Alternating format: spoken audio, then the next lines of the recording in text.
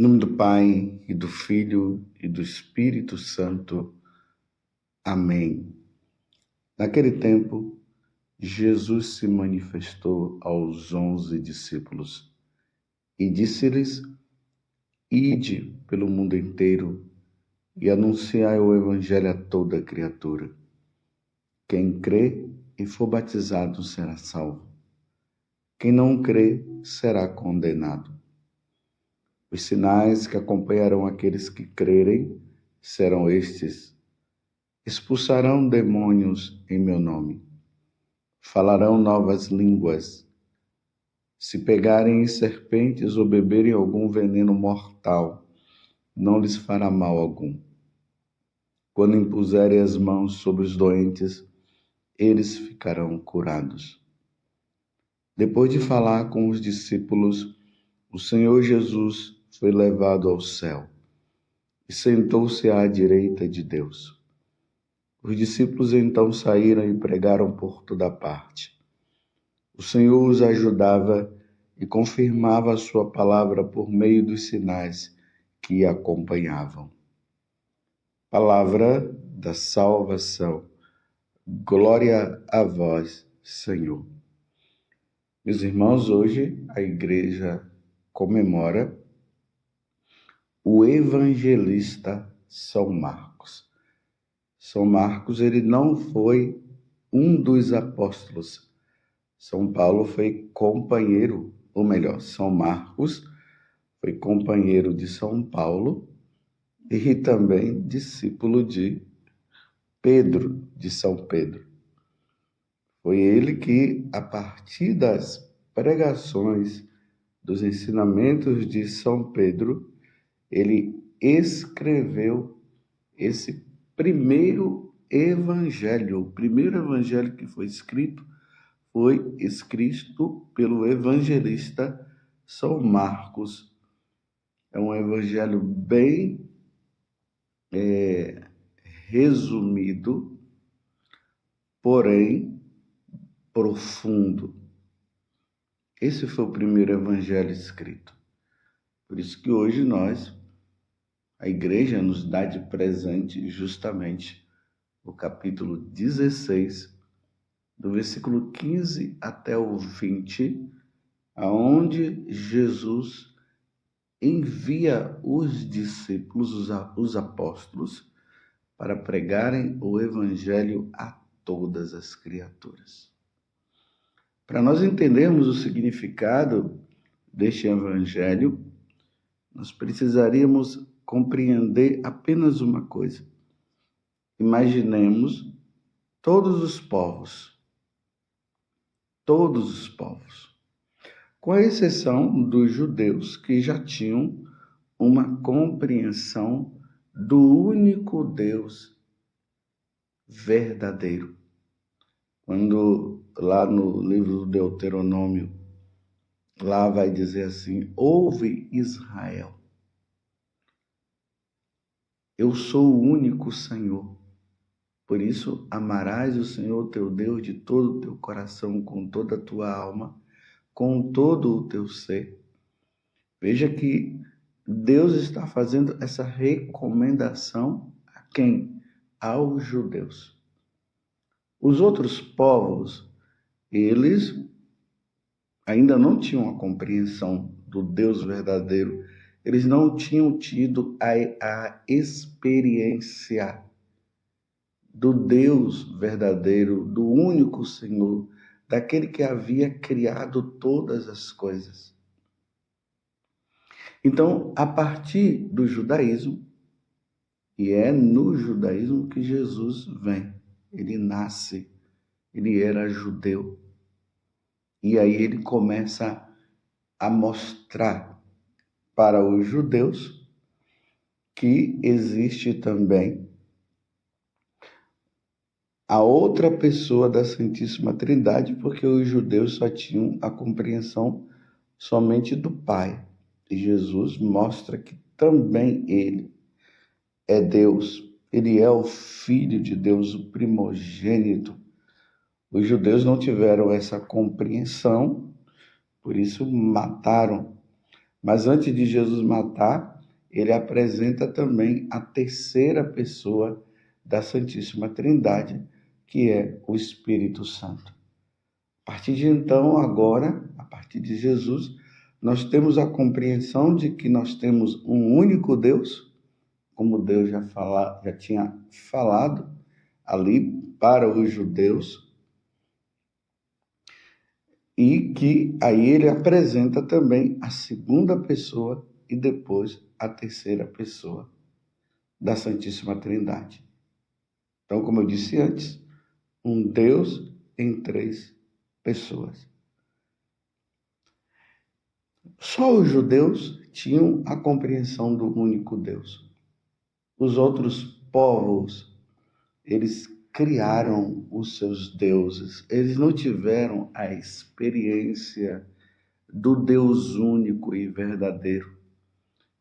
Então, para nós entendermos melhor, aqui no Brasil, antes dos jesuítas, dos franciscanos virem para cá,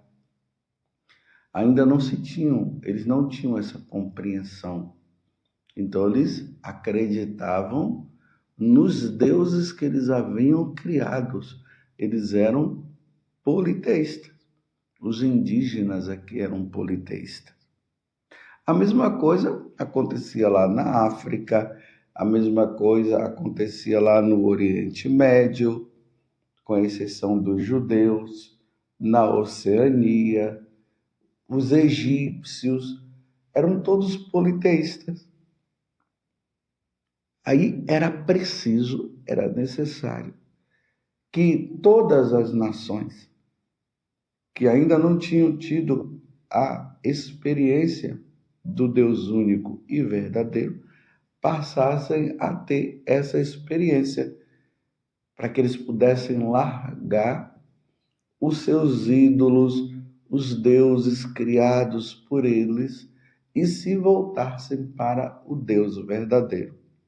Aqui entra um detalhe também, que até os judeus precisavam também se converter, porque eles tinham a experiência do Deus único e verdadeiro, mas eles ainda não tinham a compreensão da segunda pessoa da Santíssima Trindade e muito menos da terceira pessoa. Eles só tinham a compreensão do Pai. Então agora, depois que Jesus ele vem, ensina os apóstolos, mostram para os apóstolos que ele também é Deus, os apóstolos passam a acreditar. E Jesus mostra que ele é Deus através dos grandes sinais e milagres que ele havia feito. A multiplicação dos pães, ele andou sobre as águas, Jesus ressuscitou pessoas. Aí nós temos Lázaro, o filho da viúva ali da cidade de Naim. Pessoas que eram cegas de nascença passaram a enxergar. Aí nós temos o capítulo 9 do Evangelho de São João, aquele cego de nascença. E tantos outros milagres. Jesus expulsou demônios de muitas pessoas. Mas o grande milagre foi a sua própria morte e a sua ressurreição. Esse foi o grande sinal. Então, a partir de Jesus, agora, depois que ele ressuscita, e antes dele voltar para a casa do Pai, ele envia os apóstolos. Os apóstolos precisariam pregar essa boa nova. Mostrar para todos que aquele que havia morto estava agora ressuscitado e tinha voltado para a casa do Pai. Ele tinha nos reconciliado com o Pai através da sua morte. E ali na morte ele venceu o pecado, venceu o demônio. Compreendeu? Ele venceu o pecado. Ele venceu o demônio e ele venceu a morte. Até os judeus precisavam também chegar a esta conclusão, a este anúncio. Tanto que as primeiras pessoas que eram convertidas foram os judeus. Os apóstolos eram judeus, eles tiveram que se converter e crer em nosso Senhor Jesus Cristo. Depois vocês leiam lá o capítulo 2 do Evangelho de São João, quando tem ali Jesus faz um milagre, né, da transformação da água no vinho. No finalzinho, o João vai dizer que eles passaram a crer em Jesus Cristo. Então, os judeus foram se convertendo. Os pagãos foram se convertendo com a pregação dos apóstolos. E aí, tanto os judeus como os pagãos foram se tornando seguidores de nosso Senhor Jesus Cristo. É por isso que ontem, nos Atos dos Apóstolos, ali dizia o seguinte, que foi na Antioquia que os seguidores de Jesus Cristo foram chamados de cristãos. Os seguidores de Jesus. Porque antes existiam os judeus e existiam os pagãos. Mas a partir de nosso Senhor Jesus Cristo agora surgem os cristãos. Nós somos cristãos porque nós somos seguidores de nosso Senhor Jesus Cristo. Nós cremos em tudo aquilo que os apóstolos pregaram, anunciaram e falaram sobre nosso Senhor. E aí vocês precisam notar uma coisa. Os judeus, para se tornarem seguidores de nosso Senhor Jesus Cristo, eles eram batizados. O pagão, para se tornar um judeu, eles precisavam passar pela circuncisão. Mas para se tornar cristãos, era preciso serem batizados. Os pagãos, para se tornarem cristãos, eles precisariam ser batizados. É por isso que Jesus está dizendo aqui: ide pelo mundo inteiro e anunciai o evangelho a toda criatura. Quem crê em Jesus Cristo como o único Salvador, será salvo. Ser batizado e ser salvo. A pregação do evangelho pregada pelos apóstolos consistia em levar todas as pessoas a crerem em Jesus Cristo. Crer no Pai e crer no Espírito Santo. Por isso que em alguns momentos aqui no Evangelho de São João nós vemos Jesus dizendo que não basta crer no Pai, é preciso crer no Filho. Porque eu e o Pai somos um. E depois ele mostra a terceira pessoa da Santíssima Trindade, aonde nós precisaremos crer. Então, a partir da pregação dos apóstolos, nós passamos a ter uma compreensão, sim, de um único Deus em três pessoas. É um mistério da Santíssima Trindade. Estão compreendendo o que significa o que Jesus está dizendo agora para os apóstolos? E realmente, meus irmãos, os sinais acompanharam. Quantos dos apóstolos fizeram milagres? É só nós lermos os Atos dos Apóstolos e nós veremos ali quantos milagres os apóstolos fizeram. Muitos passaram a crer. Outros, através dos milagres, eles não acreditaram. Mas era preciso que os sinais comprovassem que Jesus Cristo é verdadeiramente o único Senhor e Salvador. E aí aconteceu. E as pessoas foram crendo, foram acreditando, foram largando as suas falsas religiões. Eles eram batizados e eles iam se tornando cristãos. E o número dos cristãos foram crescendo, foram aumentando, foi aumentando.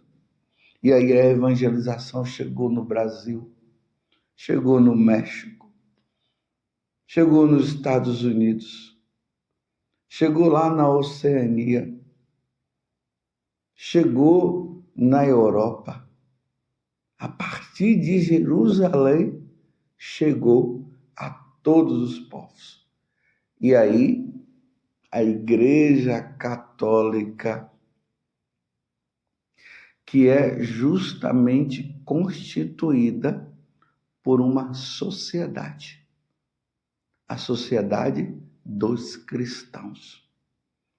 A Igreja Católica hoje se encontra em todos os lugares do mundo. É por isso que é chamada de católica, porque ela é universal. Existem países, por exemplo, o Japão, que a maioria das pessoas não são cristãs, não são católicas, mas lá tem católicos.